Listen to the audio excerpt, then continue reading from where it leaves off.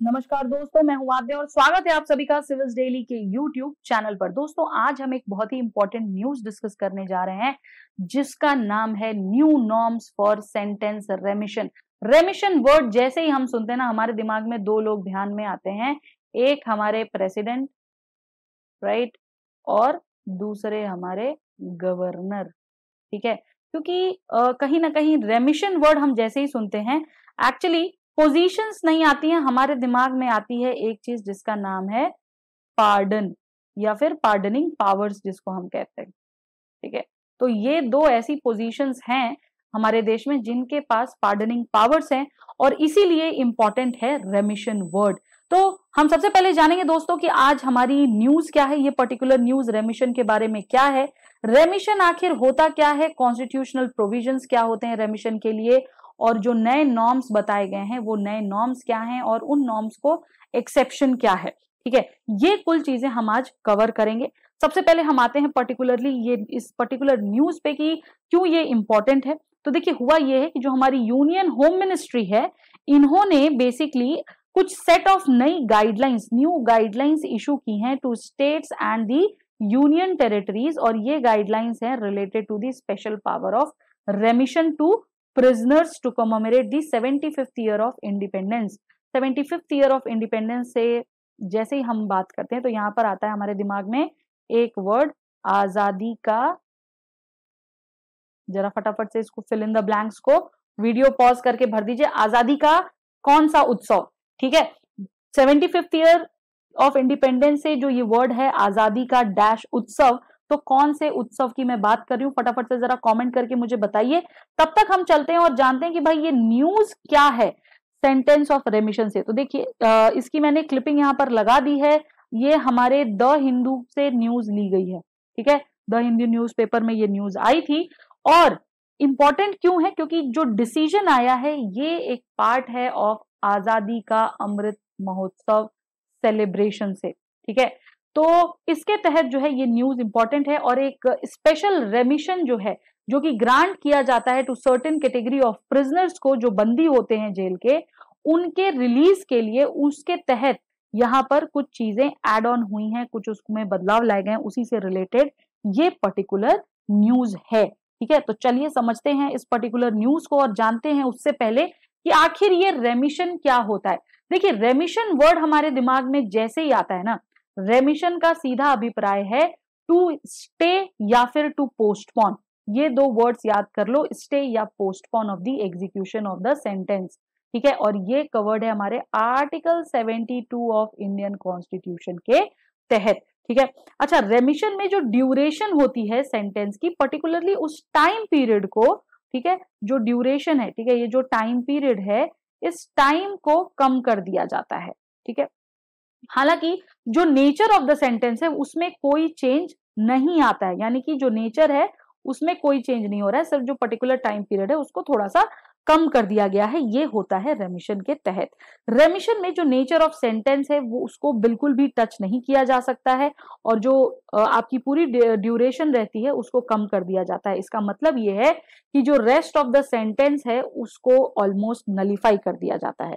ठीक है, जो इफेक्ट ऑफ रेमिशन है जो कि प्रिजनर पर होता है, वो एक पर्टिकुलर सर्टेन डेट को जो है दिया जाता है जिसमें कि उसे रिलीज कर दिया जाए, जो प्रिजनर है उसे रिलीज कर दिया जाए and the eyes of law उस व्यक्ति को एक फ्री मैन कर दिया जाए। ठीक है, तो however in case of breach of any of the condition of रेमिशन, जब भी रेमिशन की किसी भी प्रकार की कंडीशन में कोई ब्रीच आता है तो तुरंत हाथों हाथ रेमिशन को कैंसिल कर दिया जाता है और जो ऑफेंडर होता है उसे पूरा जितना भी उसका एंटायर टर्म होगा इम्प्रिजनमेंट का, या ओरिजिनली उसको जो भी सेंटेंस किया गया होगा, वो पूरा का पूरा टर्म उसे कंप्लीट करना पड़ेगा। तो किसी भी प्रकार का ब्रीच ना हो, ये भी ध्यान रखा जाता है।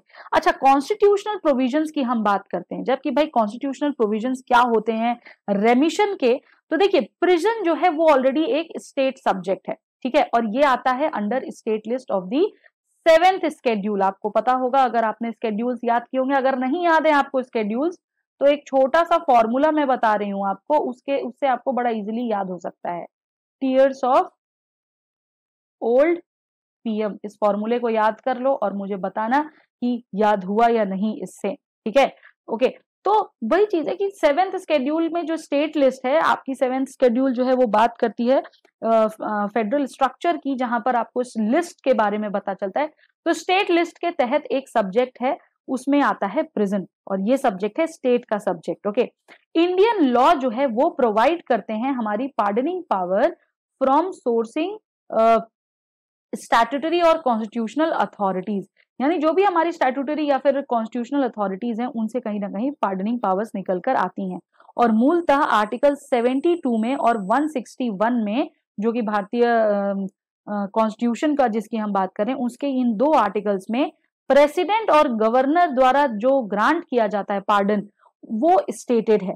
ठीक है, अब ये पार्डन हो सकता है कि भाई टोटली सस्पेंड कर दे, रेमिट कर दे, कम्यूट कर दे किसी सेंटेंस को, ये डिपेंड करता है कि कौन से पावर की बात की जा रही है। ठीक है, नेक्स्ट चलते हैं कि भाई वो नए नॉर्म्स कौन से हैं जो एड ऑन हुए हैं। देखिए, जो प्रिजनर्स हैं जो कि क्वालिफाई करते हैं फॉर प्री मैच्योर रिलीज के लिए इस पर्टिकुलर स्कीम में, उनके लिए जो स्कीम्स हैं वो ये हैं। सबसे पहले तो ये कि जो वुमेन एंड ट्रांसजेंडर हैं जो कि कन्विक्ट्स हैं, they should be of the ages 50 and above, यानी 50 साल या उससे ऊपर की उम्र होनी चाहिए।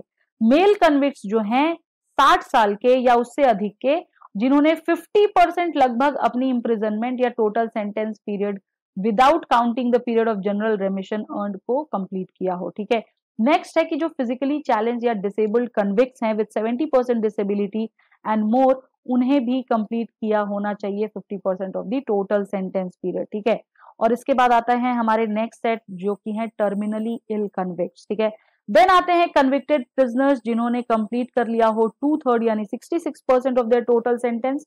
फिर आता है हमारा पुअर या फिर इंडिजेंट प्रिजनर्स जिन्होंने कंप्लीट किया हो अपना सेंटेंस बट वो अभी भी जेल में हैं due to non payment of fine impose, जो उनके ऊपर फाइन लगाया गया था वो पूरा नहीं हुआ हो या उनका फाइन वेव ऑफ नहीं हुआ हो, इसलिए वो जेल में है, लेकिन अपनी सेंटेंस को वो पूरा कर चुके हैं। यहाँ पर एक पर्टिकुलर छोटा सा डिफरेंस है। ठीक है, और वो लोग पर्संस जिन्होंने कमिट किया हो ऑफेंस को at the young age of 18 to 21 years with no other criminal record या इन्वॉल्वमेंट और केस अगेंस्ट देम, और इन लोगों ने अगर 50% अपनी सेंटेंस पूरी कर ली हो तो ये भी रेमिशन के लिए एलिजिबल हो सकते हैं। ठीक है, तो ये कुछ नए नॉर्म्स है। अब हम जानेंगे कि भाई इन नए नॉर्म्स में एक्सेप्शंस क्या हैं। तो देखिए, जो भी व्यक्ति है जो कि एलिजिबल नहीं होगा ग्रांट ऑफ एमिशन के लिए, उसके लिए जो एक्सेप्शंस है वो ये है। नंबर 1 कि भाई जो पर्सन कन्विक्टेड है विथ डेथ सेंटेंस या जहां पर डेथ सेंटेंस दी जा चुकी है, अगर उनको ऑलरेडी कम्यूट कर दिया गया है लाइफ इम्प्रिजनमेंट के लिए, या वो लोग जिनकी कन्विक्शन जो है किसी ऐसे ऑफेंस में है जहां पनिशमेंट ऑफ डेथ जो है उसको स्पेसिफाई किया गया है as one of the major punishments, तो वो इसमें एक्सेप्शन आते हैं, वो रेमिशन के लिए नहीं अप्लाई कर सकते हैं। ठीक है, दूसरी चीज है person convicted with sentence of life imprisonment. ठीक है, आजीवन कारावास की सजा अगर हुई हो। और तीसरी चीज है कन्विक्ट्स जो कि इन्वॉल्व होते हैं टेररिस्ट एक्टिविटीज में, या ऐसे लोग जो कि under terrorist and disruptive prevention act TDA Tada के तहत जो है अगर वो हैं तो। ठीक है, या फिर जो प्रिवेंशन ऑफ टेररिस्ट एक्ट या अनलॉफुल एक्टिविटीज एक्ट के तहत अगर उनको सजा हुई है तो वो, या फिर जो एंटी हाईजैकिंग, ये जो तमाम एक्ट्स दी हुई हैं अगर वो इन एक्ट्स के तहत पकड़े गए हैं या उन्हें सजा हुई है तो वो भी एक्सेप्शन है रेमिशन के लिए, वो भी एलिजिबल नहीं है। ठीक है, ये ध्यान देना, नहीं वाला ध्यान देना बहुत ज्यादा जरूरी है। ठीक है, तो इसको थोड़ा अच्छे से पढ़ लीजिएगा। आई होप ये टॉपिक क्लियर हो गया होगा। सारी ही जितनी भी आपकी पार्डनिंग पावर्स हैं उसको भी एक बार देख लीजिएगा। ठीक है, घुमा फिरा के क्वेश्चंस पूछ देता है।